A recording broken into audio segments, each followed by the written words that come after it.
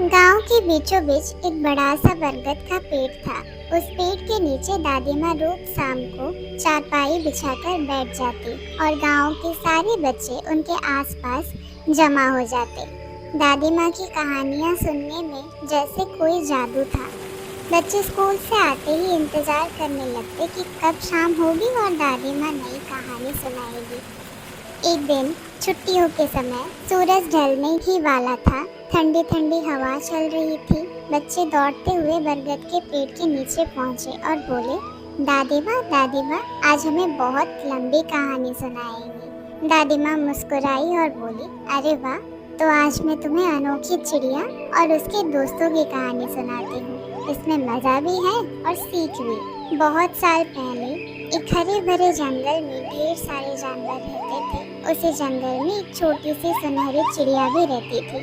उसके पंख चमकदार थे और उसकी चहचहाहट इतनी मधुर थी कि जो भी सुनता वह मंत्रमुग्ध हो जाता। लेकिन उस चिड़िया की एक खास आदत भी थी। वह हमेशा दूसरों की मदद करती थी। चाहे गिलहरी का दाना खो गया हो, हिरनी को पानी न मिल रहा हो या बंदर पेड़ से गिर गया हो, वो हमेशा मदद के लिए सबसे पहले पहुंचती है। जंगल के बाकी जानवर उसे सुनहरी परी कहकर बुलाने लगे। जंगल में एक चालाक लोमड़ी भी रहती थी। वह हमेशा दूसरों को धोखा देकर खाना हासिल करना चाहती थी। एक दिन उसने सुनहरी चिड़िया को देखा और सोचा, अगर ये मेरे साथ रहे तो यह मुझे हमेशा खाना ढूंढ कर ला सकती है। क्यों ना इसे फंसाया जाए। लोमड़ी ने कहा, ओ प्यारी चिड़िया, तुम तो कितनी सुंदर हो और बुद्धिमान भी हो। अगर तुम मेरे दोस्त बन जाओ तो मैं तुम्हें हर दिन सबसे अच्छा खाना ला कर दूंगी। चिड़िया समझ गई कि लोमड़ी सिर्फ मीठी मीठी बातें कर रही है।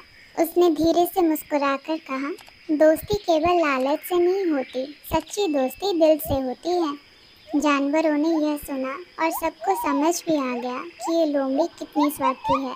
धीरे धीरे सभी उससे दूर होने लगे। एक साल जंगल में बारिश बहुत कम हुई। नदियाँ सूखने लगी, तालाब खाली हो गए और जानवरों को पानी मिलना मुश्किल हो बैठा। सभी जानवर दुखी थे। तभी सुनहरी चिड़िया बोली, अगर हम सब मिलकर मेहनत करें तो पानी की कमी दूर हो सकते हैं। तुम्हें मालूम है? सबने पूछा, कैसे? चिड़िया बोली, हम सब मिलकर जंगल के पास की पहाड़ी से नाले तक एक छोटा सा रास्ता बनाएंगे। जब बरसात की थोड़ी बहुत बूंद आएगी तो पानी उसी रास्ते से बहकर तालाब में भर जाएगा। हाथी ने अपने पैरों से मिट्टी खोदी, बंदरों ने लकड़ियां हटाई, खरगोश ने छोटा छोटा गड्ढा बनाया और चिड़िया सबको रास्ता दिखाती रही। कुछ ही दिनों में छोटा सा नाला तैयार हो गया।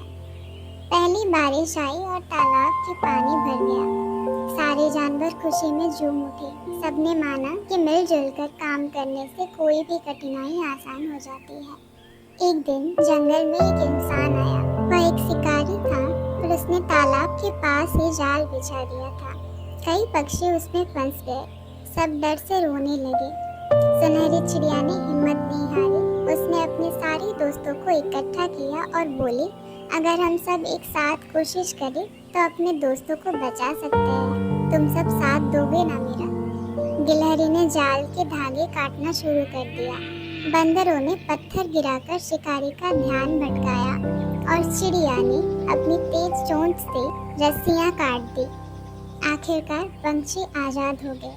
शिकारी गुस्से से जंगल छोड़कर चला गया और कभी भी वापस नहीं आया। कहानी का संदेश। दादी माँ ने बच्चों की ओर देखते हुए कहा, तो बच्चों, इस कहानी से हमें 3 बातें सीखने को मिलती है। 1. सच्ची दोस्ती लालच पर नहीं, विश्वास पर टिकी होती है। 2. मिलजुल कर काम करने से बड़ी समस्या का हल हो जाती है। 3. हिम्मत और बुद्धि से कोई भी खतरा टाला जा सकता है। बच्चे खुशी से ताली बजाने लगे और बोले, दादी माँ, यह तो बहुत अच्छी कहानी थी। हम भी अब अपने दोस्तों की मदद करेंगे और मिलकर काम करेंगे। दादी माँ मुस्कुराई और बोली, यही तो असली जादू है बच्चों, जब कहानी से सीख जिंदगी में काम आए।